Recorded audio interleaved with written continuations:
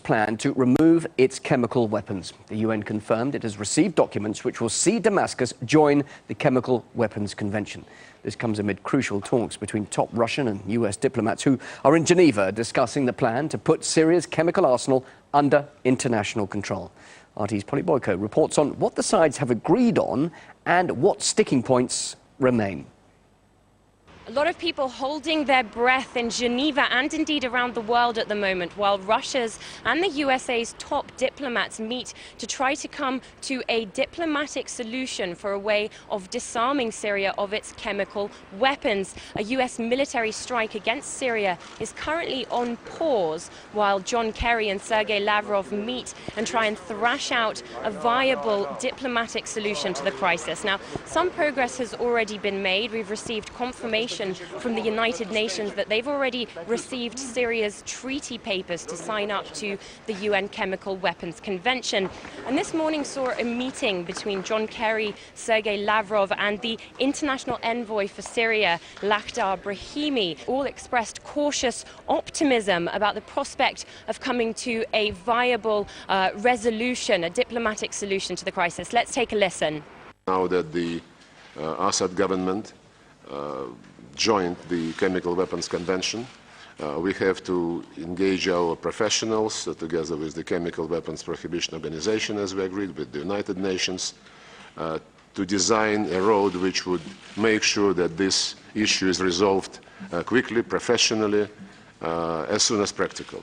Our countries, our presidents, are deeply concerned about the death toll and destruction, the acts on both sides, all sides. And we are committed to try to work together, beginning with this initiative on the chemical weapons, in hopes that those efforts could pay off. Well, despite talk of working towards a diplomatic solution, it seems that there are a number of sticking points that remain between all the sides. Now, one major issue could be the question of timing. In his latest interview, Bashar al-Assad has said that Damascus will start to provide information on its chemical weapons stockpiles 30 days after signing up to the UN Chemical Weapons Convention. This is something that John Kerry has already rejected. He's rejected this 30-day time frame. He said last week that Bashar al-Assad should be able to give up all of his chemical weapons within a week, and he doesn't think that that's very viable, that Damascus will be able to do that.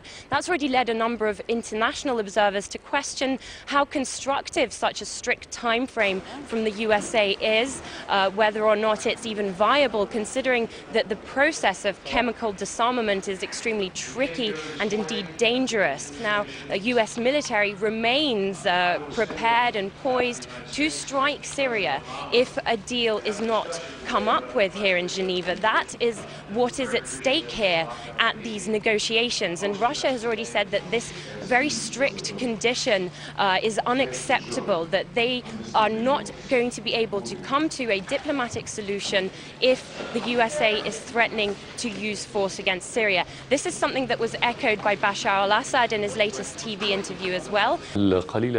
This won't be about Syria signing a protocol and delivering it with no positive feedback.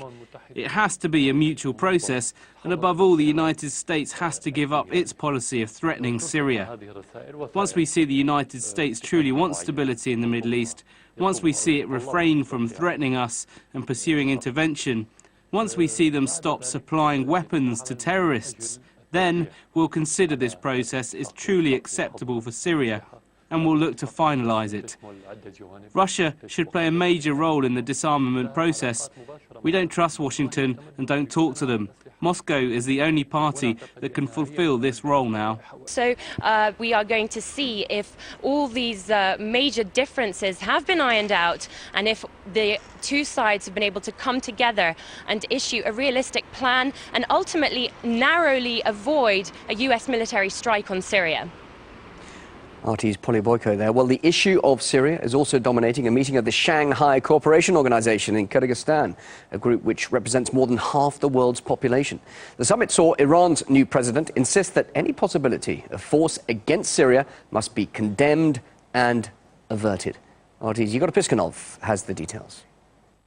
The Russian President Vladimir Putin met with the Iranian leader for the first time since Hassan Rouhani was elected, and well, obviously Syria was in the spotlight. Both countries are completely on the same page when it comes to understanding that any foreign military intervention would not only lead to more violence in Syria itself, but would risk spreading it throughout the whole region. Also, both leaders welcomed Syria's decision to sign up for the International Convention on Chemical Weapons, which basically bans their use, and the fact that it agreed to the proposal to move control over its chemicals arsenal to the international community. In fact, Mr. Rouhani added that the way this proposal has been acting out so far creates real chances for a peaceful solution. In the meantime, it's now widely recognized, including by UN senior officials, that Iran is a key player in the region. It's a close ally of Damascus, and there is no way a diplomatic, peaceful solution would be possible there without it getting involved. And this summit here in Kyrgyzstan is a great opportunity for Tehran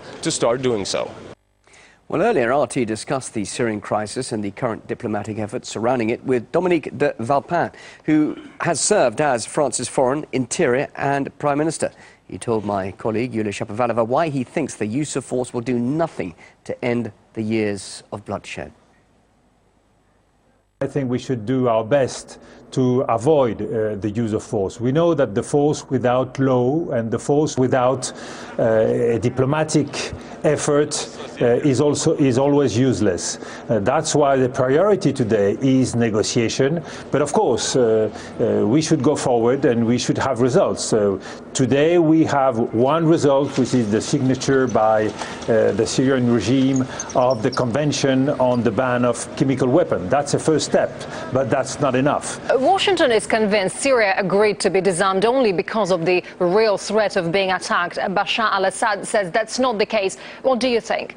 Well, I think firmness is part of the game, is showing some results. But I think the main factor is the willingness of Russia to take responsibility, and Russia taking the lead, Russia making some proposal. This is really changing the whole figure, the whole physiognomy of the situation. Threat of military forces now a stumbling block in negotiations and diplomacy. Assad wants these threats to end, while Washington wants to keep the possibility of strikes on the table. What's the way out of this? We know that military strikes are not easy.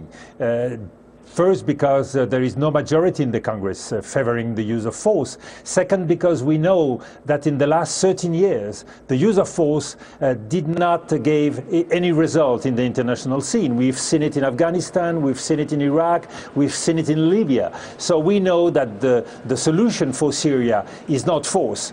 And we know also that there is a way to escape from force, from the use of an attack. And this way out is to have some results on the ground, some diplomatic results, in order to find better solutions for the Syrian problem. Could any other interest be behind the US and its allies wanting to strike Syria beyond just punishing Assad for the chemical attack he allegedly committed? Well, first, we know that punishing Assad should not be by force. For that, we have the international legality, we have the International Penal Court. So the answer to punish is never to use force. The answer to punish is to go through justice. That's the real issue. But the main problem today, again, is to try to protect the Syrian people. And for that, the force is not going to give us any answer. Force will mean more people dying on the ground. It means new escalation. We should not forget that not only we have a civil war in Syria, but we have a big fight between Sunnis and Shias. And so the problem is not at the level of the use of force. And we have seen in Iraq that force has only created more problems. We have 1,000 people dying every month in Iraq. So I don't think force is an answer. The answer is to use diplomacy, to have steps going forward, and that will eliminate the risk of force if we can have peace again in this region. Still, no evidence has been made public as to who was behind August's chemical attack, which triggered calls for intervention from the West. America and its European allies insist there is no doubt Assad's to blame, but some Westerners who were actually in Syria during the attack have challenged that version of events. And Belgian writer Piccinin went to Syria under the opposition's protection, but spent months held captive by rebels. And he told my colleague Bill Dodd why he doesn't believe Assad is behind the attack. I don't think Bashar al-Assad and the Syrian government are to blame for the chemical attack in al-Ghouta. During that time, my Italian friend and I had been taken hostage by jihadists from the al-Farouk group in Syria. We were held at one point in a room facing an office of the Free Syrian Army and the al-Farouk jihadist group. We have been in the barracks of the Free Syrian Army and of the al-Farouk jihadist group as well, and we heard a conversation from this office. The conversation was between one general from the Free Syrian Army. We knew him from earlier, as he was the one who was in charge of our detention, and another officer from the Farouk Brigade. There was also a third person who was speaking perfect English, and they were talking to him via Skype. They were talking about the events of al-Ghouta in the Damascus suburb, and from the conversation it was clear that the Syrian government wasn't behind the attack. Was it clear to you what the motivation was to use chemical weapons to launch a gas attack on civilians in this way? What was the motivation, do you think? Was it mentioned? Their motivation wasn't clear from the conversation, but we figured that it would have been absurd for the Syrian government to use chemical weapons. The regime had nothing to gain from the al-Ghouta massacre. On the contrary, it played into the hands of its enemies, the US, France, and the UK. It gave them a good reason to use force against the Assad government.